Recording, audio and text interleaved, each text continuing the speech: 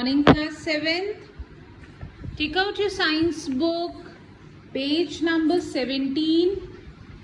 What had we done in our last class? In our last class we read about the nutrition in insects and nutrition in amoeba, paramecium and hydra.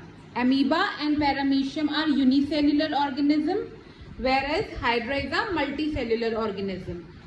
Now today we will learn कि इंसानों में nutrition कैसे होता है, nutrition in human beings. Okay, so let's start the reading.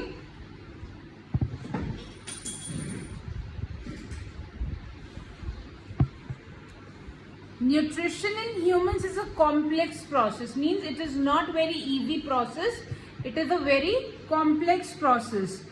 Lips, jaws, teeth, tongue, hand, ये सब help करते हैं in the process of ingestion. Ingestion मतलब खाने को अंदर लेने में. खाने को अंदर लेने में किस किस की हेल्प लगती है?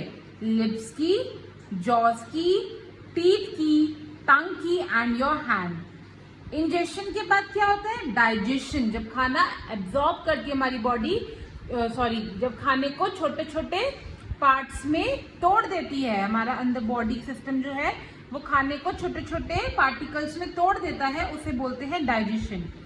After ingestion the food is broken down into simpler substances. जो भी हमने खाया वो छोटे छोटे पार्टिकल्स में ब्रेक डाउन हो जाएगा. That can be used by the body, ताकि बॉडी उसको यूज कर सके. It takes place in the digestive tract और the alimentary canal. The simplest substances resulting from the process of digestion enter the blood and are transported to various organs of the body. जब हमने खाना अंदर ले लिया, उसके बाद क्या होगा? हमारा जो खाना है वो छोटे छोटे पार्टिकल्स में ब्रेक डाउन हो जाएगा, और जो ये छोटे छोटे सब्सटेंसेस है, जो डाइजेशन से छोटे छोटे सब्सटेंसेस हुए, ये हमारे ब्लड में और सारे ऑर्गन्स में एंटर कर जाएंगे. क्योंकि हम खाना क्यों खा रहे हैं? ताकि हमारे हर ऑर्गन में जान हो, हमारा हर ऑर्गन काम करता रहे, हमारी बॉडी में जान हो. तो ये सारे जो छोटे छोटे सब्सटेंसेस है कहाँ चले जाएंगे? हमारे ब्लड में और हमारे सारे ऑर्गन्स में. Where they are absorbed by the cells, जहाँ पे हमारी बॉडी के हर सेल में वो खाना पहुंच सके और हमारी बॉडी को क्या मिल सके? Energy. In the overall process, इस पूरी प्रोसेस में कुछ खाना तो ऐसा भी होगा जो हमारी बॉडी डाइजेस्ट नहीं कर पाएगी, तो वो जो अनडाइजेस्टेड प्रोडक्ट है वो बॉडी से रिमूव हो जाएंगे in the form of faeces.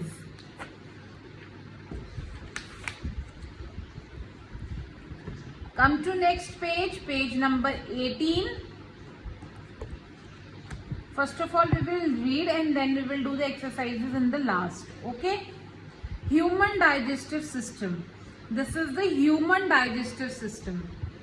We know that digestion is the process. Digestion क्या होता है? जो हम खाना खाते हैं उसको छोटे छोटे पार्ट में तोड़ना, वो होता है digestion. We know that digestion is the process in which the food we eat is broken down into simpler substances that can be used by the body. The organs, जो organ help करते हैं, किस चीज में help करते हैं? The organs which help in digestion collectively make a system. वो सारे ऑर्गन्स जो डाइजेशन में हेल्प करते हैं, उन सारे ऑर्गन्स को कलेक्टिवली क्या कहा जाता है? Digestive system.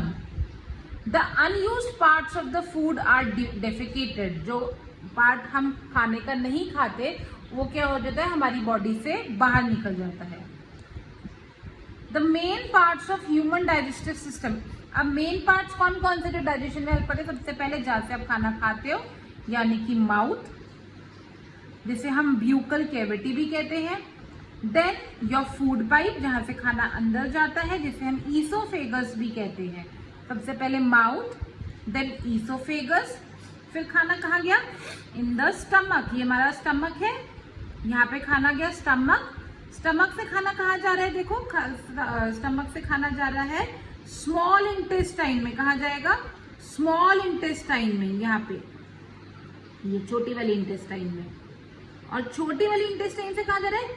लार्ज इंटेस्टाइन में. ठीक है, और लार्ज इंटेस्टाइन से उसके लास्ट पार्ट में, लास्ट पार्ट को बोलते हैं रेक्टम. और रेक्टम के बाद एनस में, जहां से खाना बाहर निकल जाता है। ओके, सो कौन कौन से पार्ट्स इन्वॉल्व है डाइजेशन में?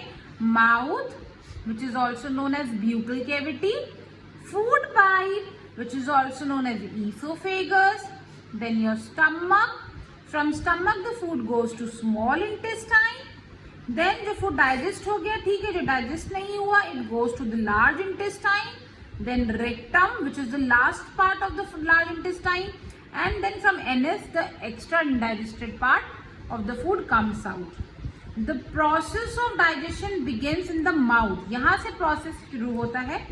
The mouth leads into an alimentary canal, which is a tube. एक canal, ये एक तरह सा canal है ना, ये जिसे esophagus बोल रहे हैं, एक tube है जो कहाँ से कहाँ तक जाती है, which runs from mouth till anus end तक. It is about 8 to 9 meters in length, being so long, क्योंकि इतनी लंबी ट्यूब है ये, तो ये इसलिए इतनी कॉइल्ड है. कॉइल्ड मतलब ऐसे मुड़ी चुड़ी, क्योंकि अगर सीधा कर देंगे तो हमारी बॉडी छोटी पड़ जाएगी और ये ट्यूब बड़ी हो जाएगी, इसलिए इसे कॉइल्ड है. It is coiled up and enables it to fit into the, और सारी यहाँ पे एब्डोमिनल में हमारी फिट हो रखी है कॉइल्ड के वजह से. फिर यहाँ से माउथ से शुरू करते हैं. First the food is taken into the mouth. सबसे पहले आप फूड कहाँ रखते हैं? अपने माउथ में, जहाँ पे आप इंजेस्ट यानी कि एंटर करते हैं फूड को. फ्रंट टीथ, जो आगे फ्रंट टीथ होते हैं, वो किसमें मदद करते हैं? आपको किसी भी चीज को तोड़ने में मदद करते हैं. कोई भी चॉकलेट तोड़ने की तो आगे वाले टीथ से तोड़ते हो ना. The front teeth bite it into pieces and the back teeth, और बैक टीथ से आप क्या करते हो? च्यू करते हो. एट द सेम टाइम, उसी समय पे जो आपका टंग है वो फूड को किससे मिक्स करता है? आपके माउथ में जो सलाइवा यानी थूक जो होती है उसके साथ खाने को मिक्स करता है. सलाइवा कहाँ से बनती है? Salivary gland. हमारी बॉडी में अलग अलग ग्लैंड्स होते हैं और सलाइवा कहाँ से सिक्रीट होती है? Salivary gland. किससे बनती है saliva? Water, mucus and an enzyme called amylase. Water, mucus and an enzyme called amylase, or it is also known as ptyalin. Amylase action starts and changes it into sugar. जो भी खाना हम खाते हैं वो अंदर जाके किस फॉर्म में चेंज हो जाता है? शुगर की फॉर्म में.